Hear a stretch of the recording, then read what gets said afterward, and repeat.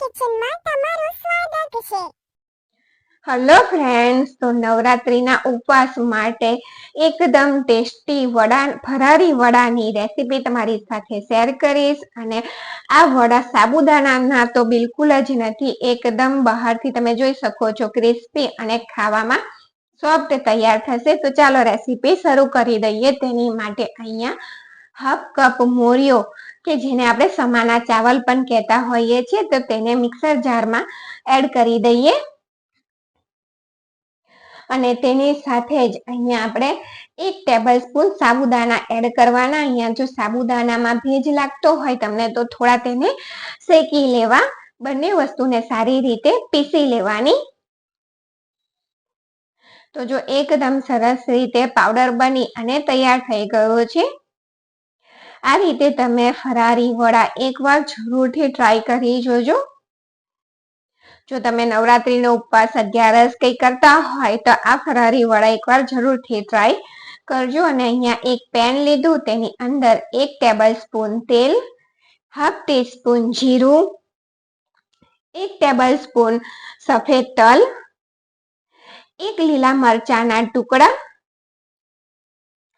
આ બધી વસ્તુને આપણે અહીંયા સારી રીતે શેકવાની છે। જો તમે તીખાશ વધારે જોઈતી હોય તો તમે તેને વધુ પણ ઉમેરી શકો છો। તો અહીંયા એકદમ સરસ રીતે શેકાઈ ગયું છે। તો હવે તેની અંદર પાણી એડ કરવાનું છે। અહીંયા આપણે હાફ કપ મોરિયો લીધો છે, તો તેની સાથે આપણે 1 કપ પાણી એડ કરવાનું। તો અહીંયા હાફ કપનું જ માપ મેં લીધું છે, એટલે એકવાર રેડ્યું અને હવે આપણે ફરીથી તેની અંદર પાણી રેડી દઈશું, હાફ કપ બીજું, એટલે 1 કપ, કુલ ટોટલ 1 કપ પાણી તેની અંદર રેડવાનું। અને તેની સાથે જ મસાલા એડ કરી દઈશું। અહીંયા હાફ ટીસ્પૂન ખાંડ,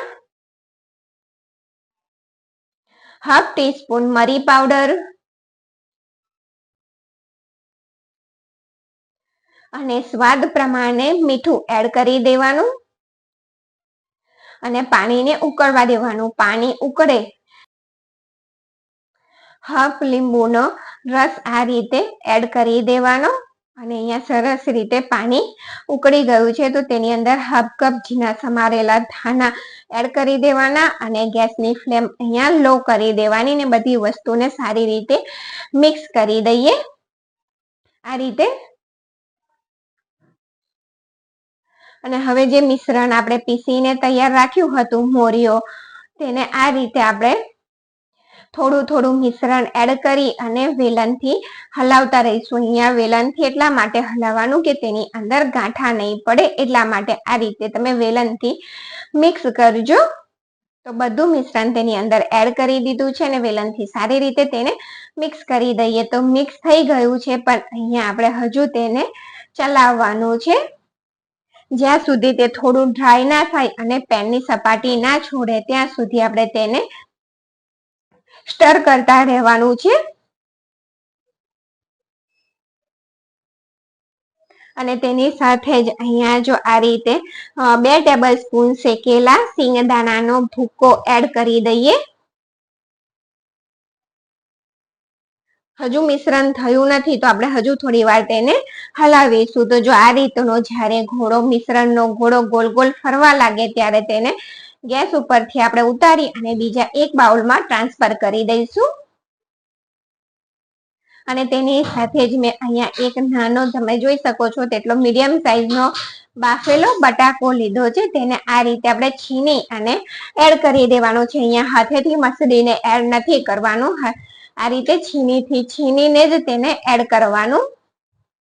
તો બટાકો સરસ રીતે છીનાઈ ગયો છે। હવે બટાકો અને મોરિયાના મિશ્રણને મિક્સ કરી દઈએ। તો અહીંયા આપણે ફરારી મોરિયાના વડા બનાવીને તૈયાર કરીએ છીએ। તો અહીંયા જો સરસ રીતે મિક્સ કરી દીધું, ત્યાર પછી બંને હાથમાં તેલ લગાવી દેવાનું, જેથી આ વડા આપણે હાથમાં બનાવીએ તે ચોંટે નહીં હાથ પર, એટલા માટે। તો નાનો એક લુવો લઈ અને આ રીતે તેને આપણે ગોલ કરી અને 2 હથેળીની મદદથી તેને વડું બનાવીને તૈયાર કરી દઈશું। ફરારી વડા, મોરિયાના ફરારી વડા જો આ રીતે એકદમ સરસ રીતે હાથેથી તમે 2 બાજુ થપથપાવશો એટલે એકદમ સરસ રીતે વડું બની અને તૈયાર થઈ જશે। તો અને જ્યારે તમે તેલમાં તરો ત્યારે ગેસની ફ્લેમ જ્યારે વડા તેની અંદર એડ કરો ત્યારે ગેસની ફ્લેમ હાઈ રાખવાની અને બધા વડા એડ થઈ જાય ત્યાર પછી ગેસની ફ્લેમ એ મીડિયમ કરી દેવાની અને તેને પલટાવવા માટેની બિલકુલ ઉતાવળ કરવાની નથી. તો જ્યારે આપણે ગેસ જો તો અહીંયા એકદમ સરસ રીતે એ તળાય ને એટલે એની જાતે ઉપર આવી જશે ને આ રીતે ગોલ ફરવા લાગશે, તેનો કલર પણ ચેન્જ થઈ જશે. ત્યાર પછી આપણે તેને પલટાવી દઈશું અને ગોલ્ડન કલર ના થાય ત્યાં સુધી એકદમ સરસ રીતે તેને તળી લઈશું. તો અહીંયા જો તમે જોઈ શકો છો કે આપણા મોરિયાના ફરારી વડા નવરાત્રી સ્પેશિયલ તૈયાર થઈ ગયા છે. બહારથી બિલકુલ ક્રિસ્પી છે અને અંદરથી એકદમ સોફ્ટ તૈયાર થયા છે.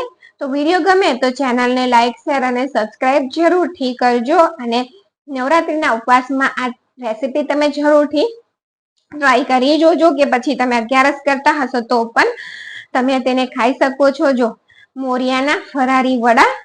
Thank you for watching.